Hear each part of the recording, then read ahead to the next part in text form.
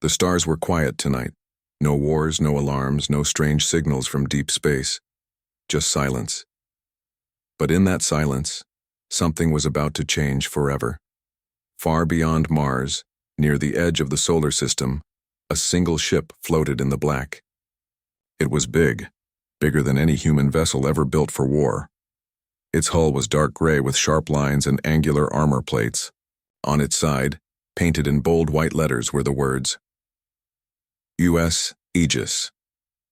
Inside, life was normal, routine, boring even. Captain Daniel Harper stood on the bridge, arms crossed, staring out the main viewport at the endless stars. He wasn't a flashy man. He wore his uniform like it was part of him, never wrinkled, always tight. His face had seen years of duty, but his eyes still held fire. That kind of fire didn't fade. Not in men like him. Around him, the crew moved quietly. They knew better than to make noise unless they had something important to say. This was the first long-range patrol for the USS Aegis, and everyone was watching, waiting. Not for danger, but for something. Anything. Long-range sensors clear, said Lieutenant Marcus Lee from Engineering. No ships detected within 10 million clicks. Good, said Captain Harper. Keep scanning. We're here to show we can go far. Doesn't mean we won't find trouble. Marcus nodded. He was young, maybe 30, with wild hair and tired eyes. He liked machines more than people, but he was good at what he did. Maybe the best. At Tactical, Commander Lisa Monroe sat with her hands folded, eyes scanning live feeds from the outer cameras. She was tall, calm, and dangerous when needed. Her voice cut through the room like a blade. We've got movement, she said suddenly. Everyone turned. What kind of movement? Asked Harper. Lisa tapped a few buttons. A holographic display lit up in front of them. Dozens of red dots appeared on the screen, coming from just outside the edge of known space. They're not ours, she said. Signal unknown. No ID tags. Coming fast. Harper stepped forward. Distance? 3 light minutes and closing, said Marcus. They're accelerating hard. Put it on screen, Harper ordered. The main viewport shifted, zooming in on the distant area. At first, nothing could be seen. Then, lights began to appear. One by one, then all at once. Ships. Dozens of them. Sleek, silver, shaped like blades, slicing through the dark. They looked alien. Every person on the bridge felt it. A chill. A moment of fear. Not because they were scared of dying, but because they were looking at something new, something unknown, and humans hadn't seen anything like this before. Contact them, Harper said. Marcus worked quickly. Trying now. They're responding. A voice came over the speakers. Smooth, calm, and perfectly spoken in English. This is the Zafari Concord. You are in violation of galactic airspace. Prepare to surrender immediately. Resistance will be met with immediate destruction. Silence filled the bridge. Then Lisa muttered, Well, that's new. Harper didn't flinch. He walked to the center of the room, straight-backed, calm. Open a channel, he said. Marcus obeyed. This is Captain Daniel Harper of the United Earth Defense Fleet, Harper said into the mic. We do not recognize your claim to this space. We are here under peaceful exploration. Identify yourselves and state your intentions. There was a pause. Then the same voice replied. You are primitive. Your species is unregistered. You have no place in this sector. You will lower your shields, power down weapons, and prepare for boarding. Harper looked at Lisa. She shook her head. Shields are up. Weapons ready. He turned back to the comms. No, he said simply. Another pause. Then the voice changed tone. Colder. You dare refuse the Zafari, you will be erased. Harper didn't blink. Then try it, he said. The moment those words left his mouth, the alien ships began to move. Fast. Lights flashed across their hulls. Energy beams gathered at the tips of their weapons. They were powering up. Sir, Lisa warned. They're charging weapons. Shields at full, Harper ordered. Already there, Lisa confirmed. Marcus watched the systems closely. Our reactor's stable. All systems online. But sir, if they hit us, we might not survive. I know, Harper said. Outside, the sky lit up as the lead alien ship fired. A beam of pure energy shot toward the Aegis. Everyone braced. But then, nothing happened. The beam stopped short. Like it hit an invisible wall. It flickered, twisted, then vanished. Did our shield stop it? Lisa asked. No, Marcus said, checking the readings. It never reached us. It collapsed mid-flight. What? Harper frowned.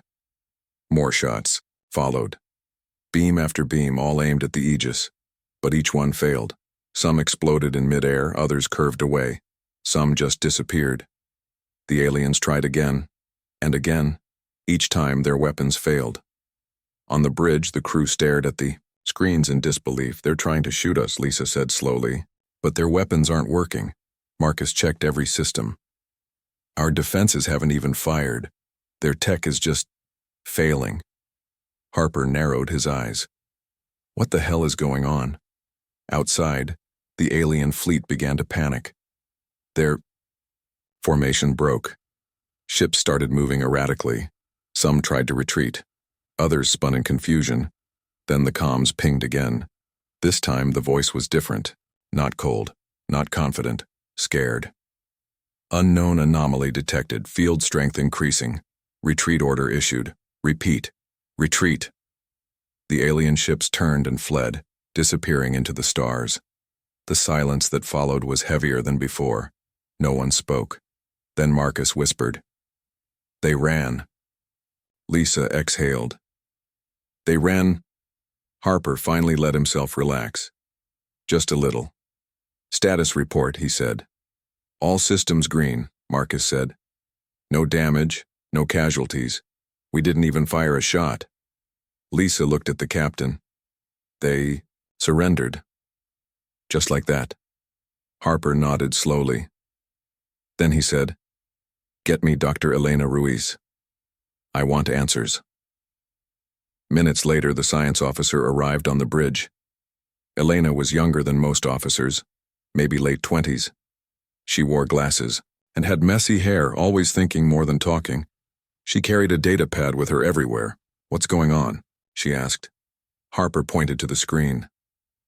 That fleet just attacked us. Every weapon failed. Can you explain why? Elena looked at the sensor logs. Her eyes widened. This, she whispered. This shouldn't be possible. What is it? Marcus asked. She tapped a few buttons, pulling up graphs and waveforms. There's a quantum field around the ship, she said. It's faint, but it's spreading. It's disrupting exotic matter, the kind used in advanced alien tech. So our ship is doing this? Lisa asked. Yes, Elena said. The core must be emitting some kind of stabilizing waveform. It's like a jammer, but for quantum-level systems. If they use hypertech, it just collapses. Marcus blinked. So, we're broadcasting a signal that breaks their stuff? Exactly, Elena said. But we didn't build it for that. It's just happening. Harper leaned back. So, we've got a weapon. Accidentally. A very powerful one, Elena said. If this spreads, it could disable entire fleets. Lisa looked out the window at where the aliens had been. This changes everything, she said. Harper nodded. It already has. Later that night, the crew gathered in the mess hall. Word had spread fast. The aliens had run without a fight. Some laughed, some drank. Others just sat in silence, trying to understand what they'd done. In the corner, Elena talked with, Marcus, you think we can control it? He asked. Maybe, she said. But right now it's just random. We need to study the core, find out how it's doing this. And if we can replicate it? Elena smiled. Then humanity just became the most dangerous species in the galaxy. Back on the bridge, Harper stood alone, looking at the stars. He thought about what the alien had said. You are primitive. Now they knew better. Humans weren't primitive. They were unpredictable, and sometimes that was worse than being powerful. The stars were still. But the galaxy had changed. After the alien fleet vanished into deep space, the crew of the USS Aegis sat in stunned silence. No one spoke for a long time. They had faced an enemy far more advanced than anything humanity had ever seen, and won without firing a single shot. Captain Daniel Harper stood at the center of the bridge, arms crossed, staring at the empty void where the aliens had been. "Report," he said finally. Commander Lisa Monroe was already scanning data feeds from tactical and sensor logs. "They're gone," she said. "All ships have left the area. No pursuit detected." "No damage to our ship," added Lieutenant Marcus Lee from engineering. "Systems are stable, reactors normal." Harper nodded slowly. He turned to Elena Ruiz, who was sitting at her station, eyes glued to her screen. "You've been quiet," he said. "What do you think just happened?" Elena looked up. Her face was pale, but her eyes were wide with something close to awe. "I think we just discovered something no one else has ever built," she said. "We might be looking at the most powerful weapon in known space." Marcus frowned. "You mean that quantum field?" "Yes," Elena said. "It's not just disrupting their weapons, it's breaking down the very structure of their technology. Their entire fleet became useless the moment they got too close." Lisa leaned forward. "So if this thing keeps working, we could disable any enemy without even trying?" Elena nodded. "In theory, but it's not just weapons. Navigation systems failed. Propulsion shut down. Even their comms went silent for a few seconds. If this field spreads, it could turn entire battle groups into floating junk." There was a long pause. Then Harper said, "Get me everything you can on that reactor core. I want answers." Back to Earth. 2 weeks later, the Aegis returned to Earth orbit. The trip back was quiet. Everyone on board knew what had happened, but nobody talked about it much. Not yet. They needed time to understand. As the ship docked at the main orbital station above Earth, a crowd of officials, scientists, and military officers waited for them. News of the encounter had spread fast. Reports from nearby satellites had picked up the sudden disappearance of the alien fleet. Some thought it was a bluff. Others feared war. But now, the truth would come out. Captain Harper stepped off the ramp first, followed by Commander Monroe, Lieutenant Lee, and Dr. Ruiz. They were met by General Carl Dawson, head of the United Earth Defense Council. He looked at Harper with sharp eyes. "What happened out there?" he asked. Harper didn't hesitate. "We were attacked by an alien force. They tried to destroy us. Then their tech failed. They ran." Dawson blinked. "That's it?" "That's it," Harper confirmed. Dawson turned to Elena. "Is this true?" Elena nodded. "Every word. We recorded the whole thing. Their weapons collapsed mid-flight. Their ships lost control. They couldn't even talk properly for a few minutes." Dawson looked at the others around him. Scientists, engineers, analysts, all waiting. "Show me," he said. The pulse effect. Inside the research lab on the orbital station, Elena laid out the data. She projected holographic images of the alien ships. Graphs, waveforms, energy readings, all showing the strange anomaly that had surrounded the Aegis during the attack. "This is the pulse," she explained. "It started right when the aliens approached. It's a low-frequency quantum waveform, invisible to most sensors. It doesn't hurt humans or human tech, but when alien systems get close, they fail." One of the scientists raised a hand. "How is that possible? What kind of tech causes that?" Elena tapped a few buttons. The image shifted to show the heart of the Aegis, its reactor core. "This," she said. "Our reactor was built using parts recovered from an alien probe that crashed in Siberia 50 years ago. At the time, we didn't know how it worked. We assumed it was just advanced fusion. But now we see it's something else entirely." She zoomed in on the core's inner structure. It's not just generating power. It's emitting a quantum phase, stabilizer field. That means it's broadcasting a frequency that locks exotic matter in place. Any tech that uses hypermaterials or quantum circuits gets destabilized. Another scientist whispered, "This isn't just a weapon. It's a deterrent," Elena nodded. "Exactly. It doesn't kill. It doesn't destroy. It just makes everything stop working." General Dawson stared at the screen for a long time. Then he said, "If this spreads, we could control the galaxy without lifting a finger." Silence filled the room. Alien diplomacy begins. 3 days later, a new signal came through. It wasn't a threat this time, it was a request. "To the people of Earth, we seek peaceful contact. Please respond." The message came from the same species that had attacked, the Zephyri conquered. Harper read the message on the bridge of the Aegis, which was still docked at the station. "They want to talk?" Lisa asked. "They want to survive, Harper," replied Dawson, ordered a response. Within hours, a small alien shuttle arrived in Earth orbit. It was sleek, silver, and unarmed. Out stepped a group of diplomats. Tall, thin beings with smooth skin and glowing eyes. They moved carefully, like they were afraid of setting off some invisible trap. At the front was a being named Kyle Tar, ambassador of the Zephyri. He spoke directly to General Dawson. "We apologize for the earlier aggression," he said. "We did not understand the nature of your vessel. We believed it was a standard warship." Dawson folded his arms. "And now?" Kael'tar hesitated. "Now we understand that your species has access to something beyond our knowledge. Something dangerous." Elena stepped forward. "It's not a weapon, it's an accident." Kael'tar looked at her. "If you wish to study it," she continued, "we may allow limited access under strict supervision." Kael'tar bowed slightly. "We would be honored." Fear spreads across the stars. Word traveled fast. Within weeks, dozens of alien species reached out to Earth. Some wanted peace, others wanted to learn. A few tried to warn humanity.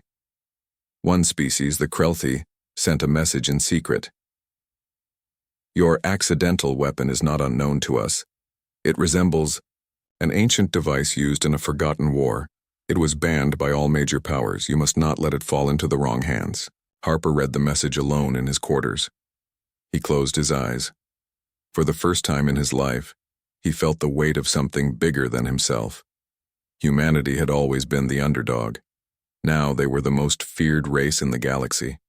Not because they were strong, because their mere presence made every other civilization powerless. The new reality. Back on the Aegis, Elena and Marcus worked nonstop. They studied the reactor.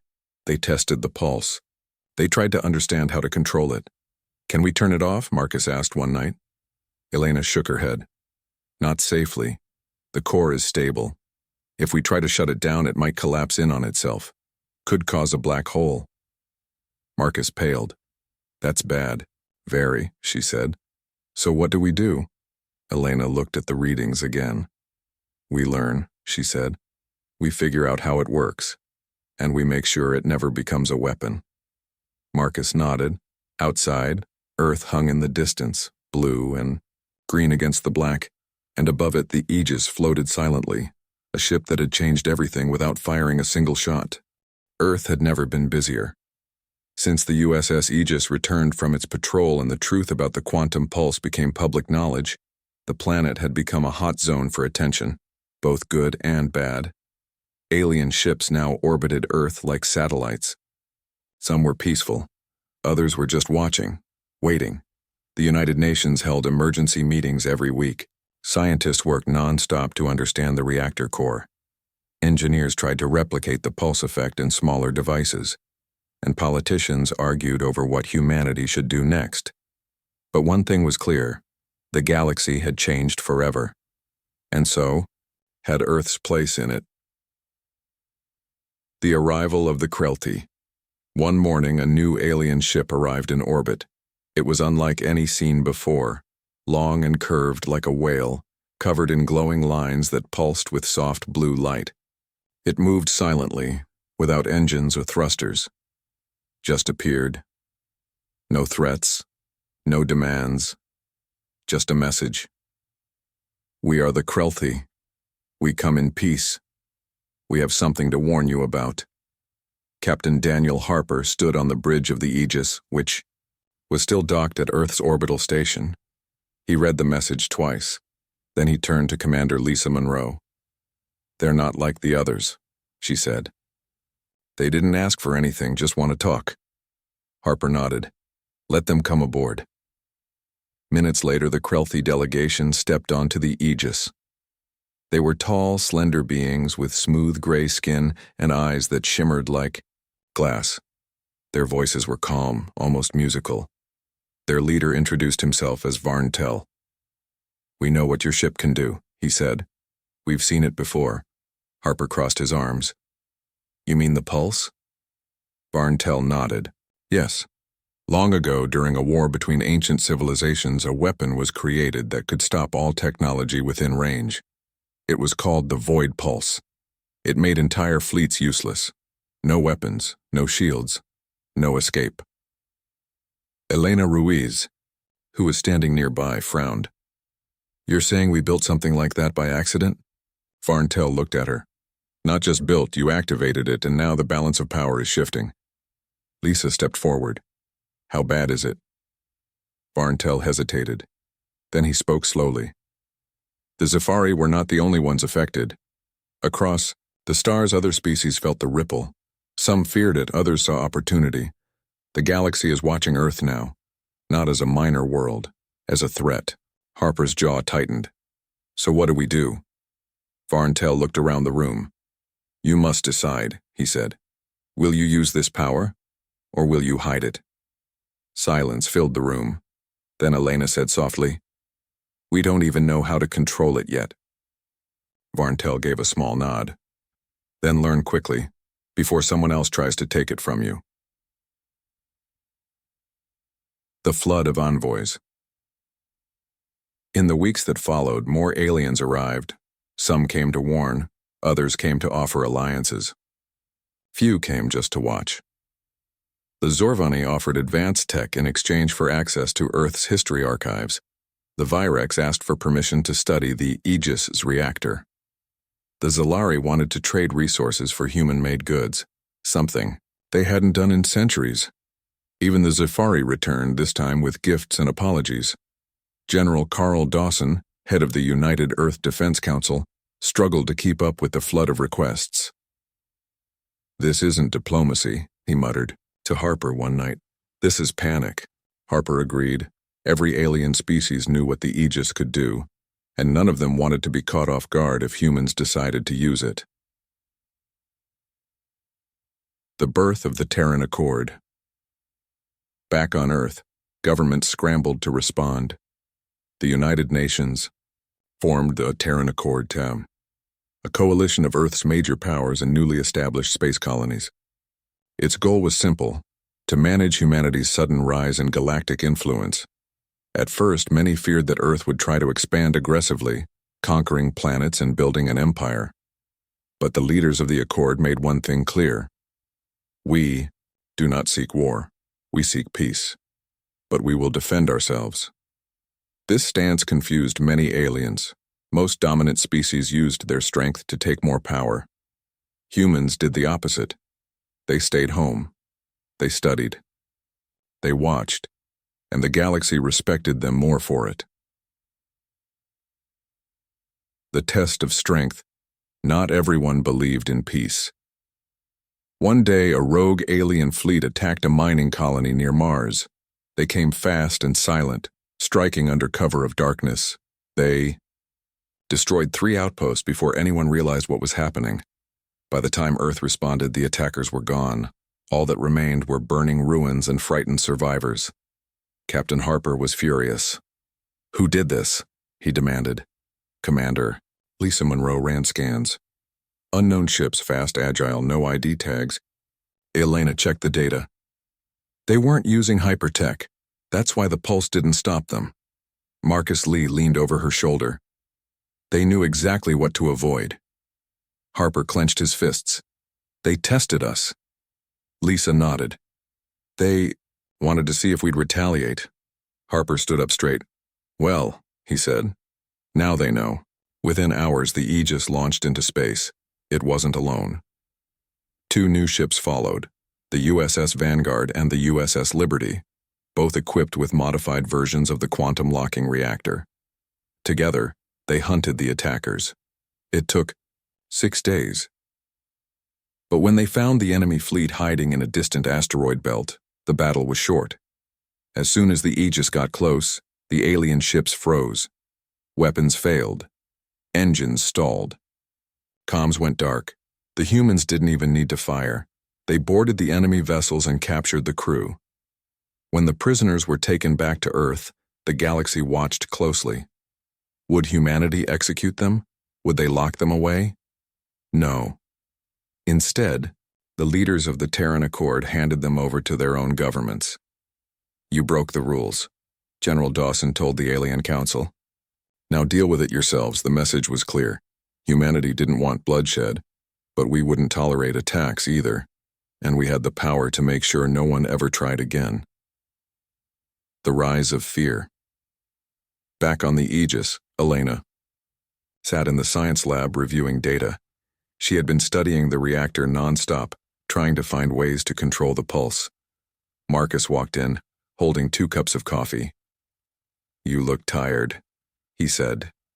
Elena smiled faintly. I am. He sat down beside her. Any progress? She nodded.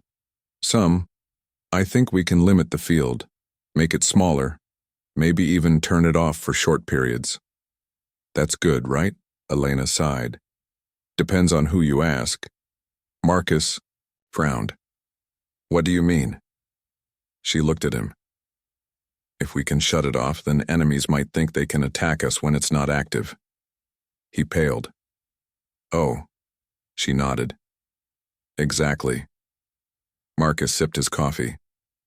So what do we do? Elena stared at the screen for a long time. Then she said, we keep learning. We stay smart. And we make sure nobody ever thinks we're weak. Marcus nodded. Outside, Earth glowed in the distance. And above it, the Aegis floated silently. Still, the most feared ship in the galaxy, without firing a single shot. The stars were no longer quiet. Across the galaxy, the message had spread like fire on dry grass. Earth is not weak. Earth is not easy prey. Earth has power. And with that knowledge came fear, respect, and something else. Caution. No one wanted to be next, not after what happened to the rogue fleet that attacked Mars. The Aegis had become a symbol, not of war, but of control, and humanity was starting to understand just how powerful they had become.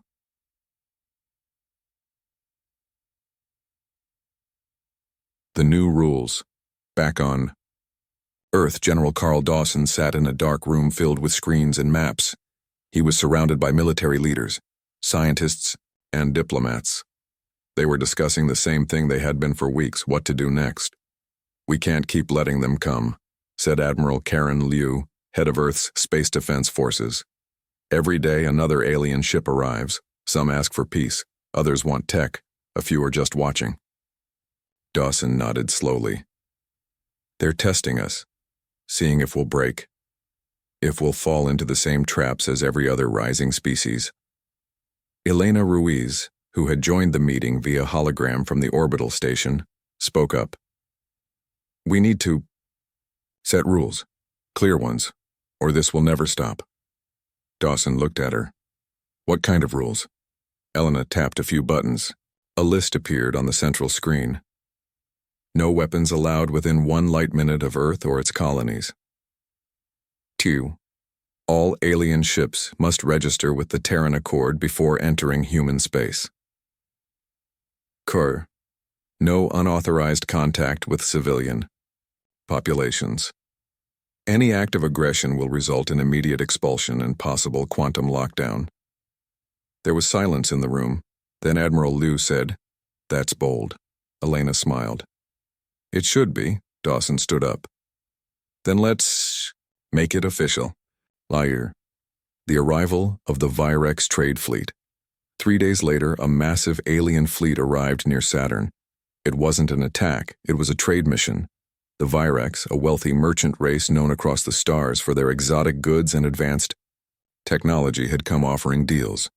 Their flagship, the Virex Prime, was a huge glowing structure shaped like a spiral. It floated silently in space, broadcasting peaceful signals. Captain Daniel Harper stood on the bridge of the USS Aegis, now fully upgraded and ready for any situation.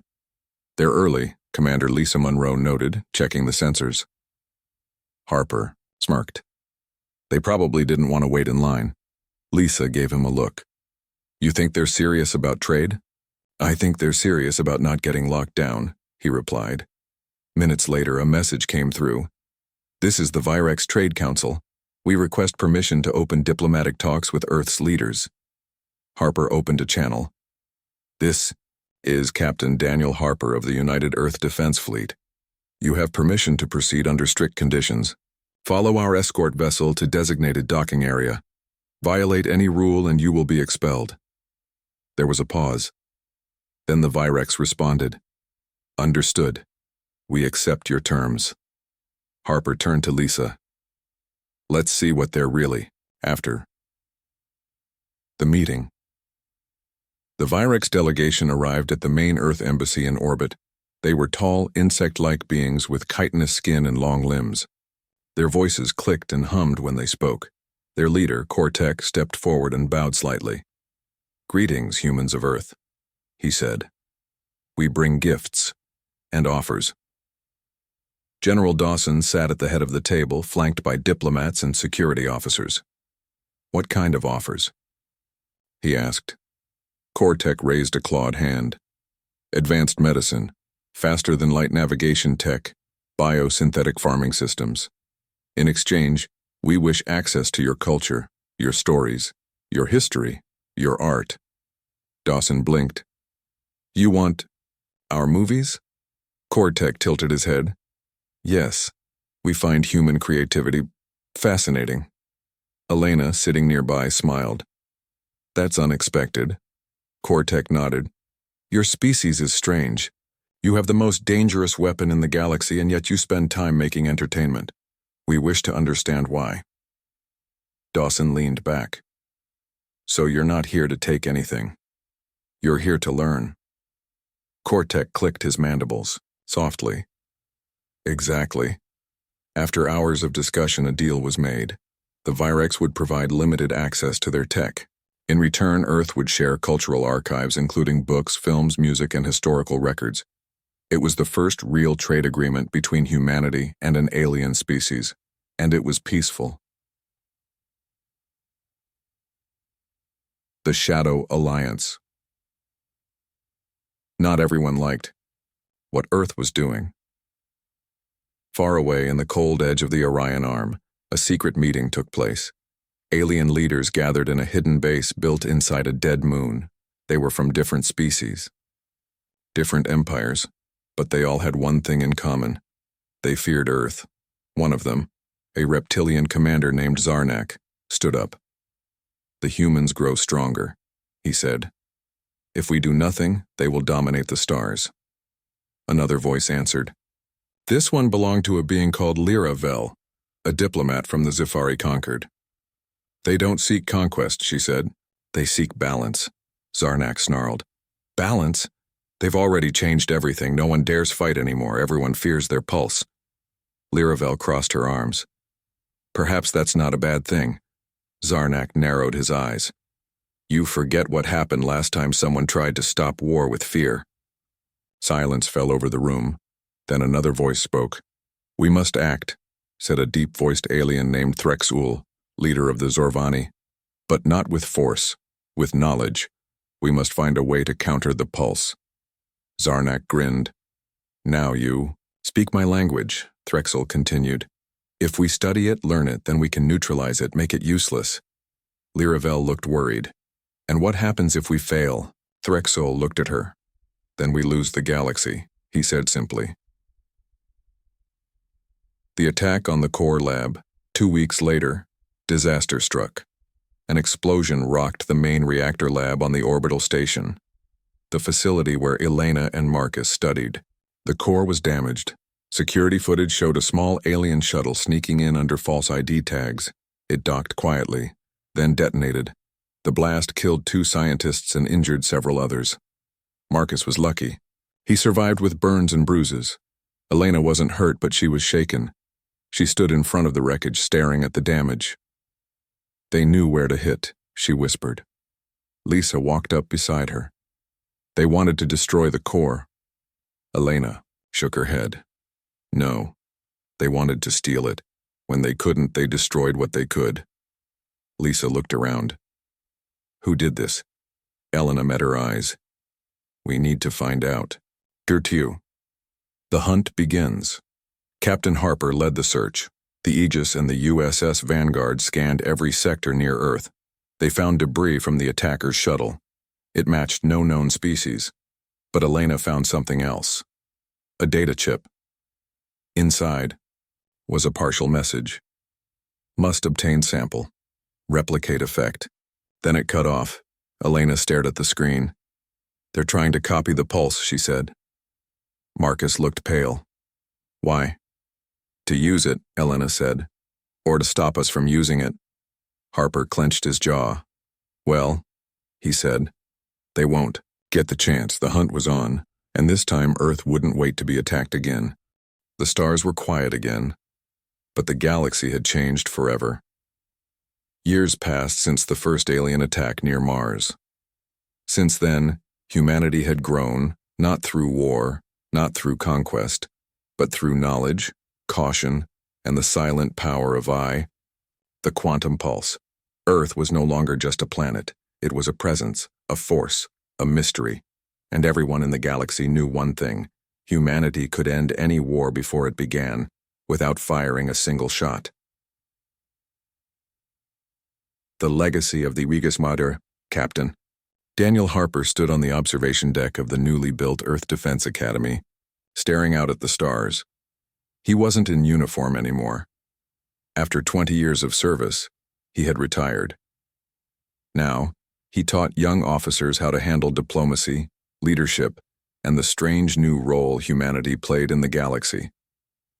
Behind him, footsteps approached. Commander Lisa Monroe, now Rear Admiral, walked up beside him. "You still miss it," she said. Harper smiled faintly. "I miss being out there." Lisa nodded. "So do I." They watched as a new class of cadets entered the academy below, young men and women from all over Earth, and even a few aliens who had chosen to study here. "They're lucky," Lisa said. "They'll grow up knowing peace." Harper looked at her. "Do you think it'll last?" She thought for a moment. "I think we've made sure it will." The rise of the Terran Accord. Back on Earth, the United Nations had grown into something more than just a human organization. It was now the Terran Accord Imbues, a coalition of planets, colonies, and space stations under Earth's protection, not because they were forced to join, but because they wanted to be safe. The rules were simple. No weapons within protected zones.